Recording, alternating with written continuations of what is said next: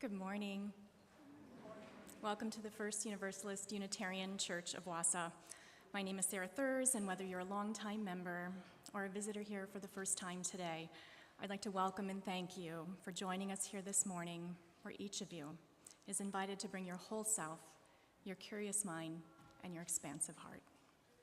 By gathering and sharing in this moment here today, be it in person or online, hello to my live streaming friends, together, we're creating a meaningful community that embodies a shared vision of love and of deep and mutual understanding.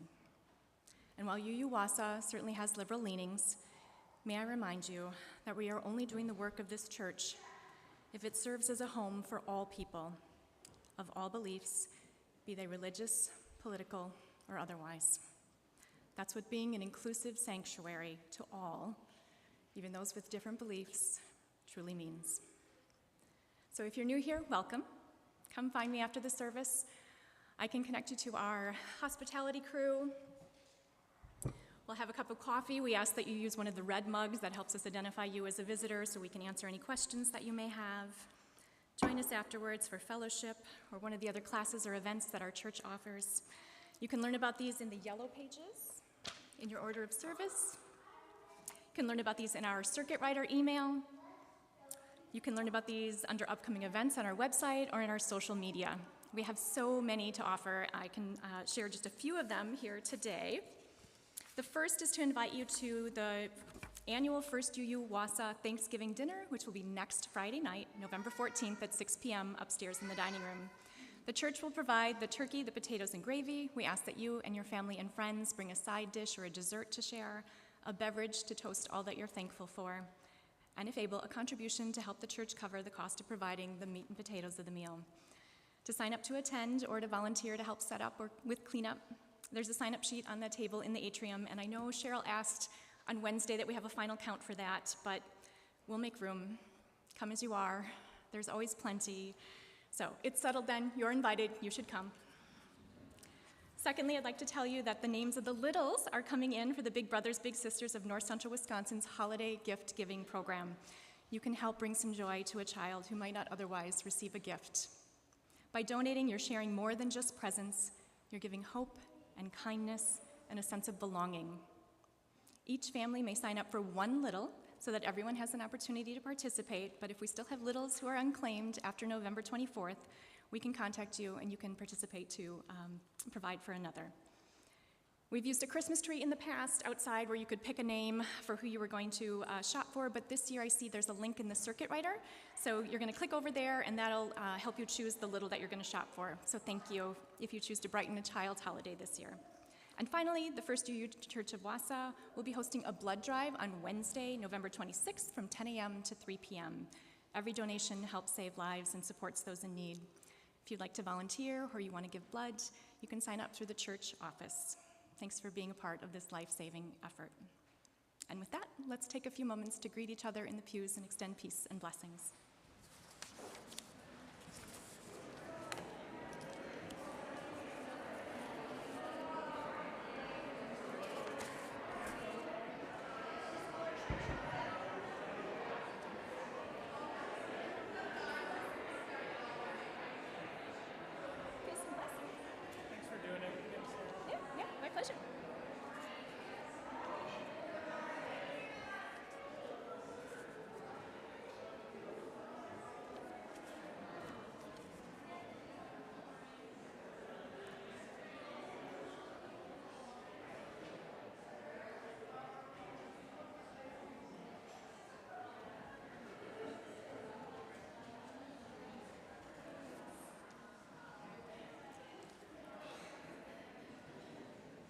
Dear friends, please join me in reciting today's chalice lighting. The words are in your order of service.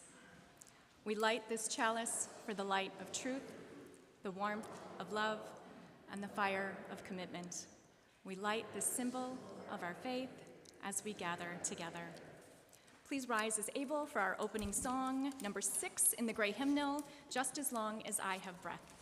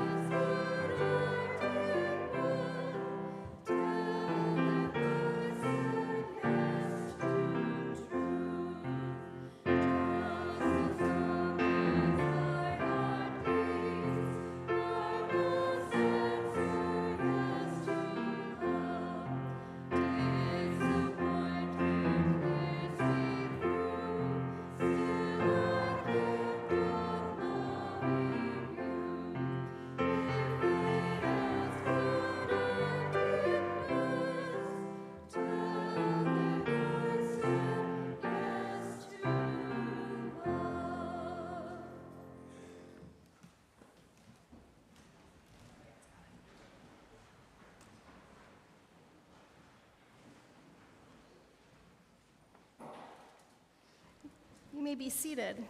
This morning, I'd like to share with you a story called The Most Magnificent Thing. It was written and illustrated by Ashley Spires, and it reminds us that returning to our craft with patience and presence helps us reconnect with the joy and purpose at the heart of what we do. And it begins with a regular little girl and her best friend in the whole wide world. They do all kinds of things together.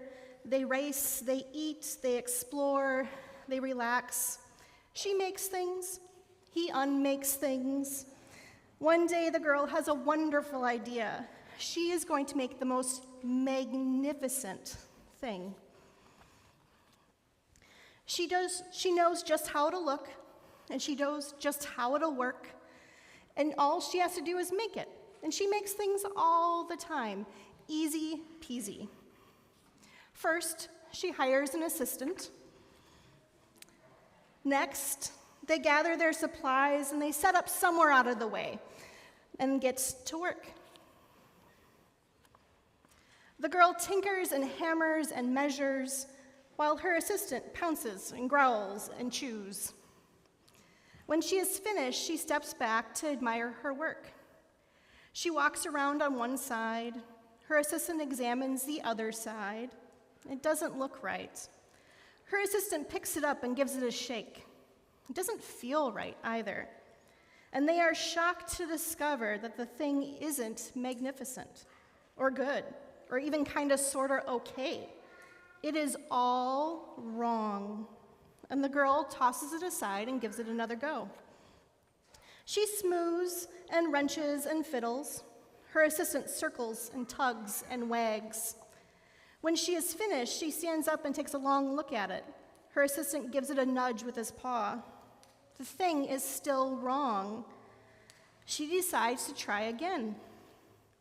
The girl saws and glues and adjusts. She stands and examines and stares. She twists and tweaks and fastens. She fixes and straightens and studies. She tries all different ways to make it better. She makes it square. She makes it round. She gives it legs. She adds an antenna. She makes it fuzzy. She makes it long, short, rough, smooth, big, small. One even smells of stinky cheese. But none of them are magnificent. Her hard work attracts a few admirers, but they don't understand. They can't see the magnificent thing that she has in her mind. She gets mad. The angrier she gets, the faster she works. She smashes pieces into shapes. She jams parts together. She pummels the little bits in. Her hands feel too big to work, and her brain is too full of the not right things. If only the thing would just work. Crunch. The pain starts in her finger, rushes up to her brain, and then she explodes. It's not her finest moment. I'm not good at this. I quit. Her assistant suggests a walk. It's not much help at first, but before long, she starts to feel different. Bit by bit, the mad gets pushed out of her head. As they stroll along, she comes across the first wrong thing she made. The bad feelings are about to start all over again. But then she notices something surprising. There are some parts of the wrong things that are really quite right. The bolts on one, the shape of another, the wheel-to-seat ratio of the next. There are all sorts of parts that she likes. By the time she reaches the end of the trail, she finally knows how to make the magnificent thing. She gets to work. She works carefully and slowly, tinkering and hammering and twisting and fiddling and gluing and painting, and her assistant makes sure there are no distractions. This is the perfect thing to ward off bears. This will stop that leak. This one's all wet. The afternoon fades into evening, and finally she finishes, and she alerts her assistant. The bear takes a good long look. It leans a little to the left, and it's a bit heavier than expected. The color could use just a bit of work, but it's just what she wanted. They climb aboard and take it for a spin. They are not disappointed. It really is the most magnificent thing. And that is our story for today. I invite our preschoolers through fifth graders downstairs for RE to explore the sacred word of love, and invite our sixth graders through 12th graders upstairs to Walker Hall to explore their value of kindness. And whether you're going to remain in the sanctuary or head off to RE, I invite you to bless everyone here with our children's song. The words are printed in your order of worship.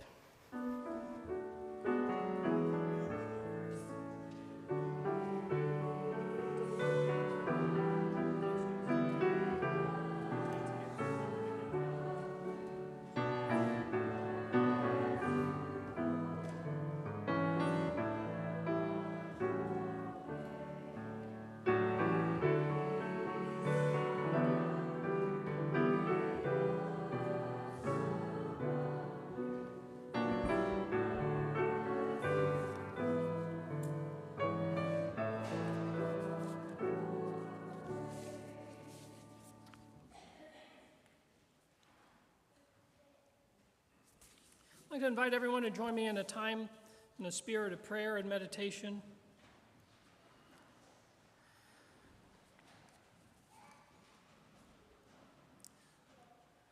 I invite you to come into this moment with as much stillness as you can bring.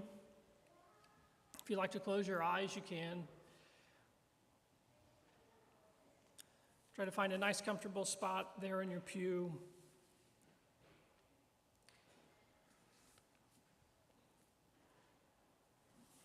Take a couple of breaths with your awareness.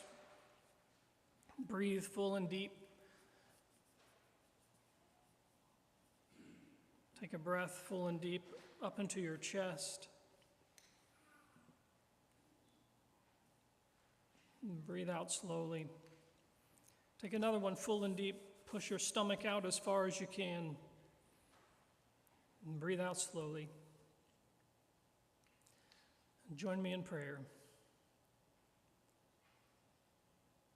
Spirit of every moment of all history, we celebrate your call to us to serve, to love and care for the world around us, to find food for the hungry, warm garments for those without them, a place of safety for all who are threatened, and justice for those who are threatened.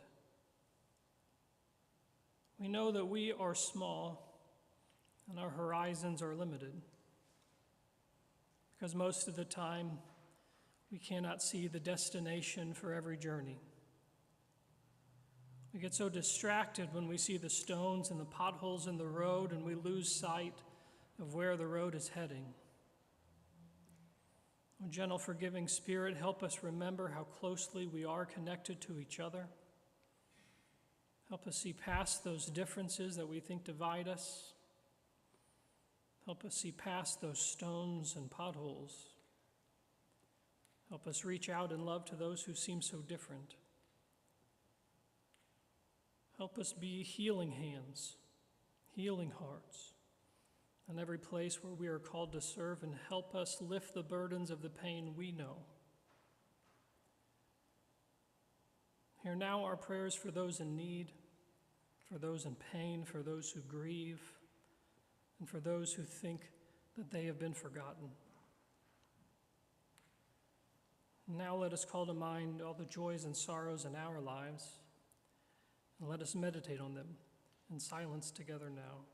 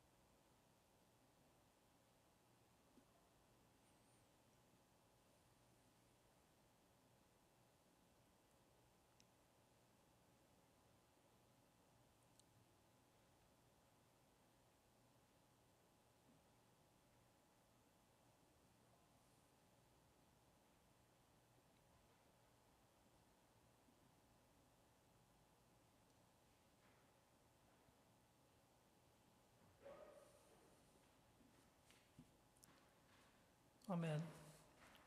Please stay seated and open in the gray hymn book to number 123, Spirit of Life.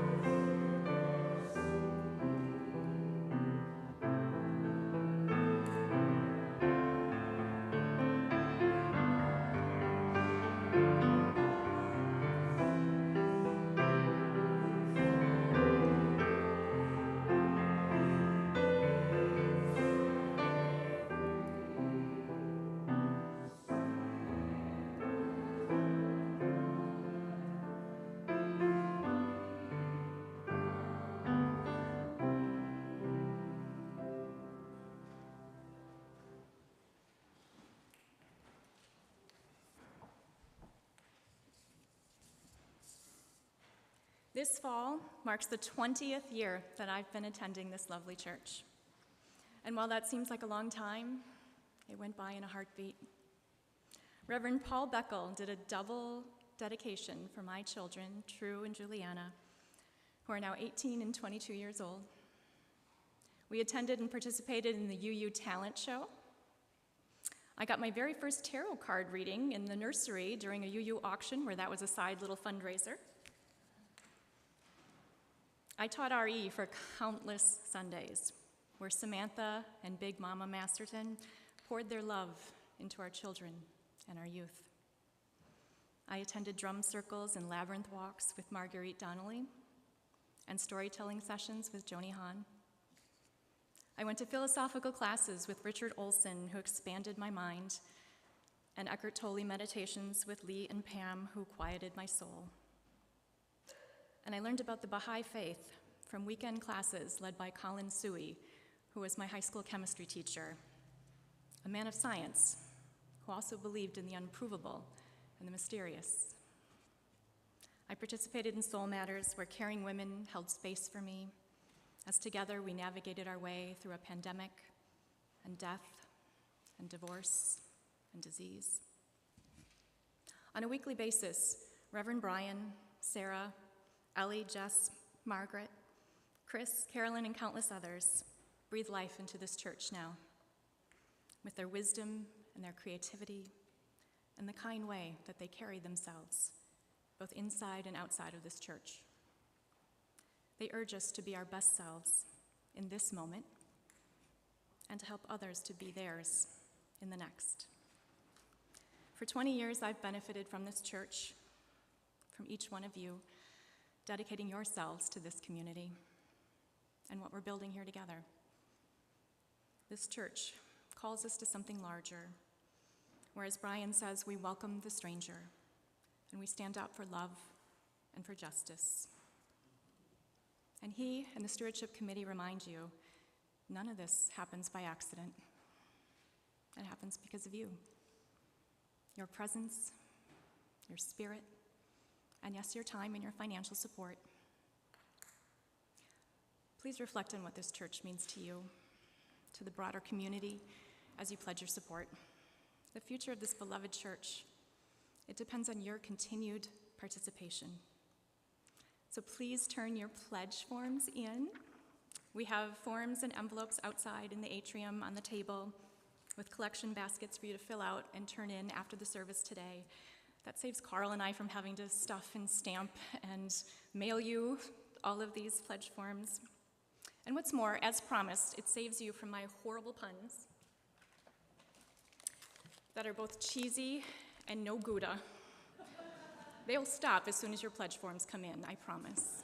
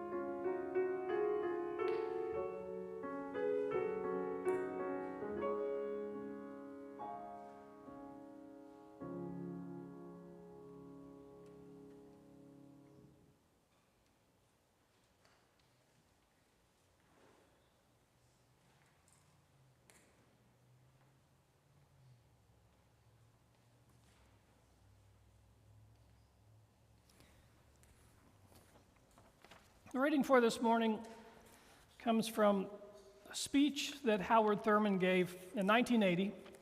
I'll tell you a little bit about Howard Thurman for those of you who don't know who he is. So Howard Thurman was just a seminal figure in the civil rights movement. He was a thinker, he was a theologian, he was a mystic, he was a minister at All People's Church in San Francisco. But if you go back in time a little bit, he was the dean of the chapel at Rankin Chapel at Howard University. And then after he left Howard University, he was the dean of Marsh Chapel at Boston University for probably 10 or so years. And then he went to San Francisco and founded All People's Church, which is an intergenerational, multi-faith congregation still to this day. He was someone who sat down and personally befriended Mahatma Gandhi and helped bring nonviolence to the United States. He was known by people like Barrett Rustin, Martin Luther King Jr. as the spiritual force of the civil rights movement. He died in 1981, but the year before he died, Spelman College, which is one of the historical black universities and colleges in, I think, Atlanta, Georgia. They invited him a year before he died, and he gave a baccalaureate address. And I came across an audio version of it, and so you can listen to him give this. And it's wild to me because how many of you have ever been to a college graduation and heard a commencement address? So you know kind of what every commencement address sounds like, right? And they all pretty much sound the same. This does not sound like a commencement address to me. So this comes from the commencement address he gave on May 4th, 1980. You can hear his words anew. So Howard Thurman says, "There is in every person something that waits and listens for the sound of the genuine. There is something in every one of you that waits. Listen for the sound of the genuine in yourself. And if you cannot hear it, you will never find whatever it is for which you are searching. And if you hear it and you do not follow it, it were better that you had never been born." And sometimes there is so much traffic going on in your mind, so many different kinds of signals, so many minute, fast impulses floating through your body and spirit that go back thousands of generations, long before you or even a thought in the mind of creation. And you are buffeted around by these. And in the midst of all this, you have got to find out, what is your name? Who are you? How does the sound of the genuine come through you?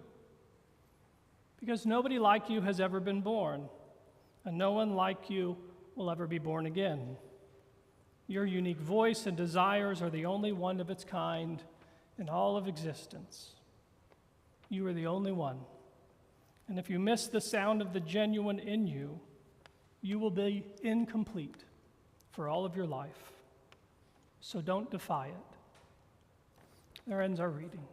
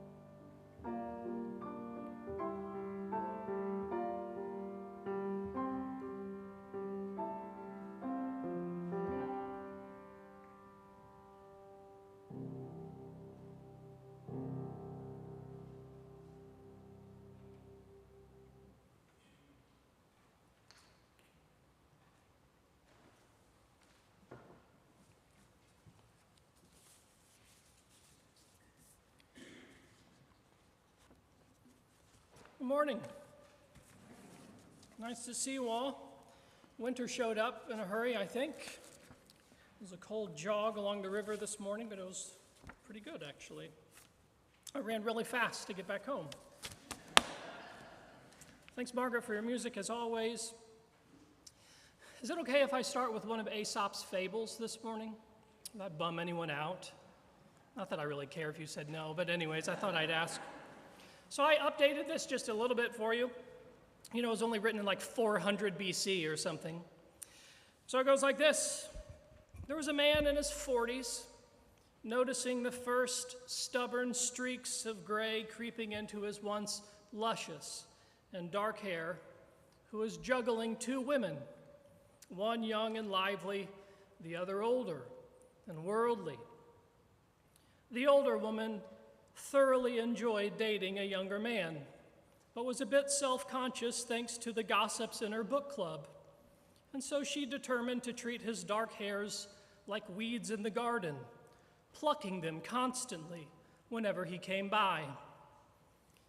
And the younger woman was rather taken with her silver fox, but she was flustered because of her brunch buddy's constant jealous snickers.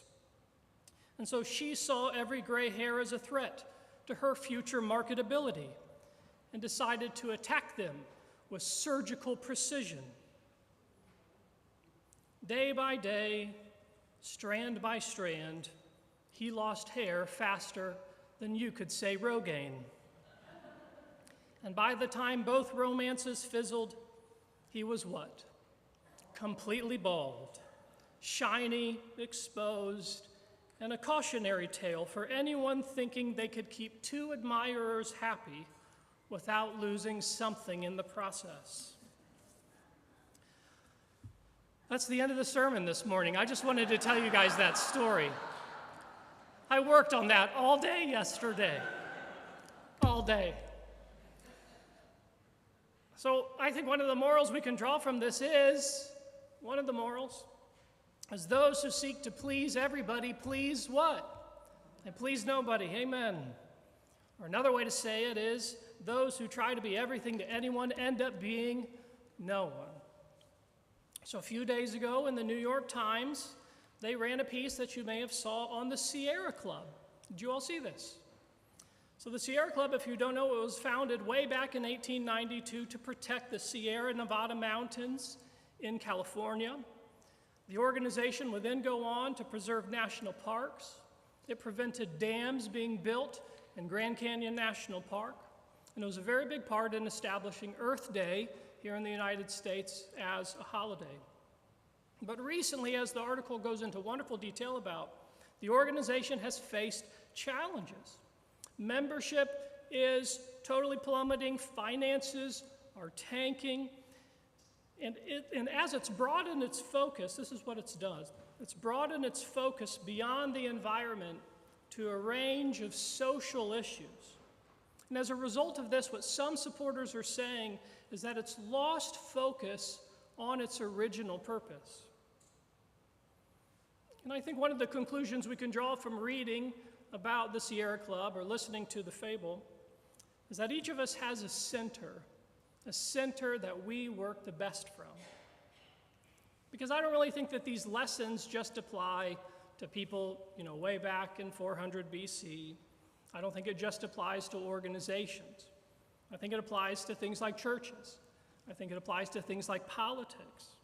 Because even the most successful things that reach the pinnacle of success, they will stumble whenever we try to do too much, whenever we lose focus.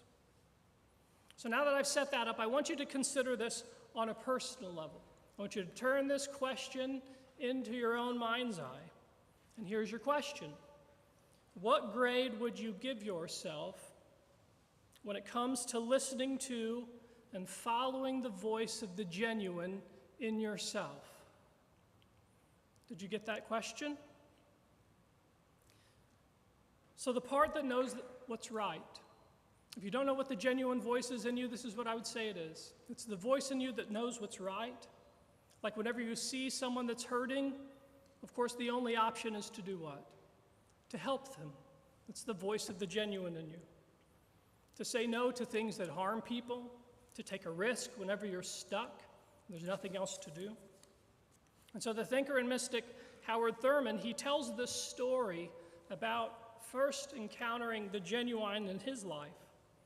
And so you have to go back in time. He was living in Rochester, New York, and for years, he had been walking its streets, he had been dining in its cafes, he had been shopping in its stores. He came to know Rochester, New York like the back of his hand. And so one morning when the city was still asleep, he was still awake from a long night of college boys doing what college boys do, and he heard something for the first time, the sound of water. He was very confused by this. And so he asked his friends, he said, "Have you ever heard the sound of water walking down Main Street in Rochester?" They said, "Of course we have. It's part of the Erie Canal." Now, it's not the Erie Canal anymore. This was a long time ago, but it was the Erie Canal running basically under Main Street. He had never noticed the sound of flowing water, even though it was constantly going underneath his feet. The current had been flowing beneath him for years, and he just noticed it. And so 𝗟𝘀𝗺, what he did is he reflected that just as we overlook what's around us, we often ignore the voice of the genuine that's within us. Ambitions, maybe grudges, perhaps even our dreams, that can pull us away from the life that's unfolding right in front of us. Now, I'll just give you some full disclosure as I talk about a topic like this. I don't and I won't assume that mindfulness or something like mindfulness is what you lack. I don't presume that on your part because I'm very, very bad at managing my own mindfulness. How many of you are really good at just thinking your own thoughts and not getting distracted? Absolutely none of you is my guess. Because I'll tell you what happens to me. The harder I try to be serene and contemplative, you know what ends up happening? I just end up getting really, really disappointed at how bad I am at being serene and contemplative. And if I'm being really honest, most days of the week, this is the thought that's going through my head. I really just want to take a nap. That's what I think at every moment of every day. But then on the rare day that I get to take a nap, you know what happens when I wake up? I feel guilty because I took a nap.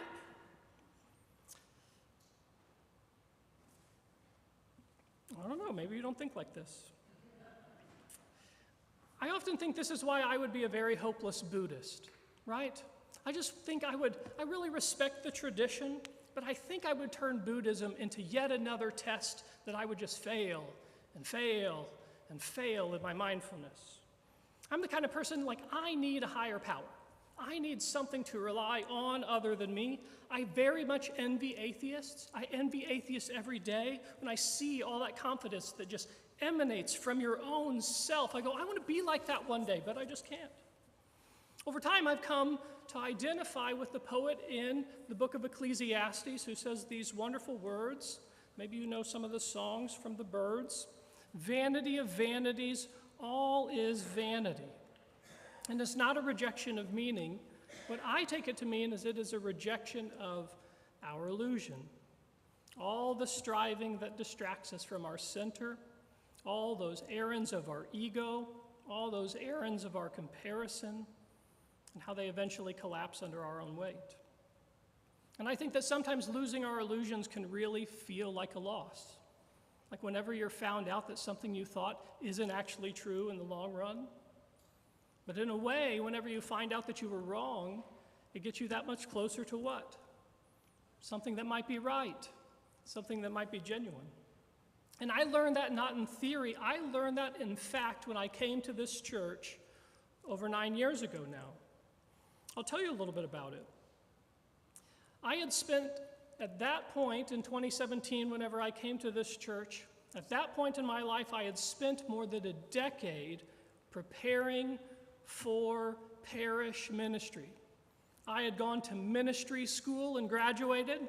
I had done multiple internships. I had done decently at a whole bunch of interviews. I had done all of this. And after I had been at this job for a little while, I really started to think, I'm really getting this. This isn't so bad after all.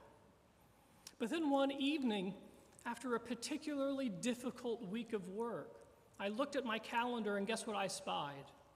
An even more difficult week of work ahead. And I thought to myself, why is this happening to me? Why is my life so hard? How many of you are crying for me right now? None of you, of course. So I don't think that this was something like despair. I don't think I'm special. I think you've had similar thoughts like this, and many people have far more difficult jobs than me. But it was for me the moment an illusion cracked. The illusion that if I work hard enough, if I plan well enough, if I care deeply enough, the work will somehow become easy. It'll feel easy if I do all these things. You notice I'm not saying that ministry suddenly became harder. I don't think that's the case. It's just that I started to see things more clearly. I started to take them on their own terms. And clarity, I've found, is often painful because it's freeing. Because when illusions fall away, you learn what really matters. You learn what deserves your energy. You learn what's simply noise and where the genuine voice inside of you has been trying to point all along. Sometimes, though, it seems to me that we busy ourselves to avoid hearing this voice because we don't like always what it says, because it says things like this: sometimes you have to break a jaw to fix a bite. And the point of that isn't cruelty. The path of maximum resistance is seldom the path any of us freely choose. But when we stop listening to the voice of the genuine, we end up serving all those other voices we hear. All those loud voices, the anxious voices, the ones that demand that we just have to prove ourselves in order to have worth. And yet, even though all of us know this, I think on an intuitive level, we know that we shouldn't listen to all these voices. We sometimes slip into worshiping the loudest voices. There's a great speech by David Foster Wallace, and he talks about this at one point in it. I'm paraphrasing a little bit, but what he says is something like, if you worship money, you will always feel poor. And if you worship beauty, you will always feel ugly. And if you worship power, you will always feel weak. I think his point is that left unchecked, our default settings, all that power worshiping, all that approval we want, all that cleverness, it just makes us feel weak and fearful, and we feel like frauds. So that's why Wendell Berry's words struck me this week. On Friday, I finished what is very likely Wendell Berry's last novel. It's entitled 𝗦𝗫𝗀𝗃. I brought the copy that I read with my marks all in it. If any of you want it in the receiving line, you can have it. I hope this isn't Wendell Berry's last book, but at 91 years old, you just don't know. So it's this generation-spanning story, and it's about a family of farmers in one place in Kentucky. And it's told by this boy who grows up to feel as though, he comes to feel as though he's been held by this land.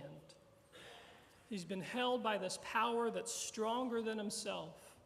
And it is a love that this land gives to him that roots him to a place, that roots him to a people.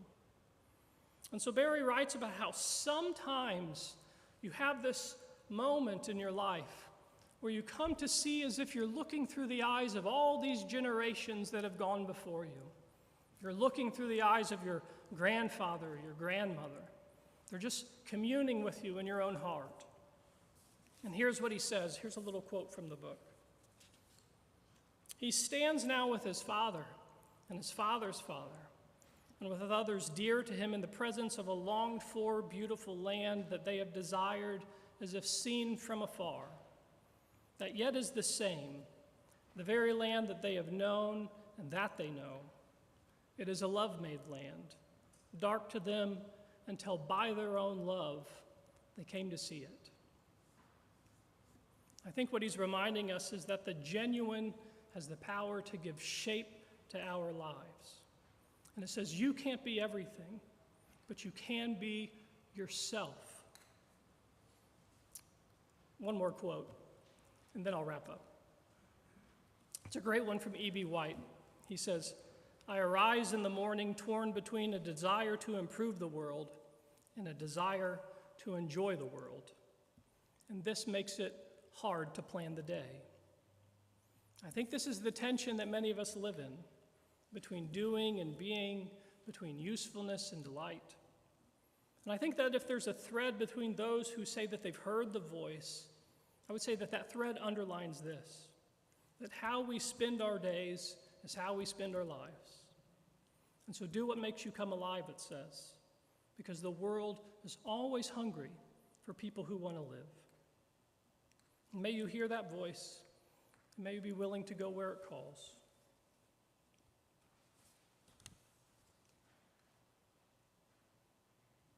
Now, if you will, I invite you to rise in spirit or body, and we'll sing our closing hymn, number 163, For the World Forever Turning.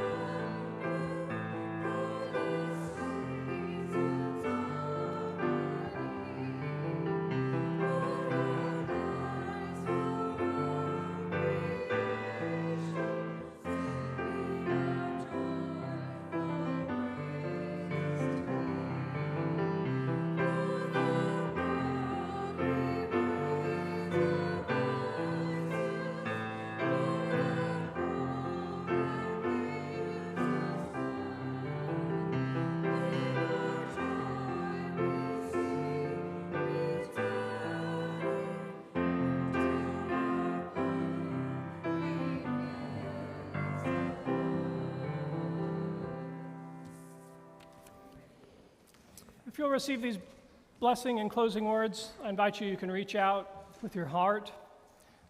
If you're nearby someone, you can reach out and take the hand. May the truth that sets us free and the hope that never dies and the love that casts out fear lead us forward together until the day spring breaks and all shadows flee away. Please have a seat, relax, enjoy the postlude, and stick around for coffee.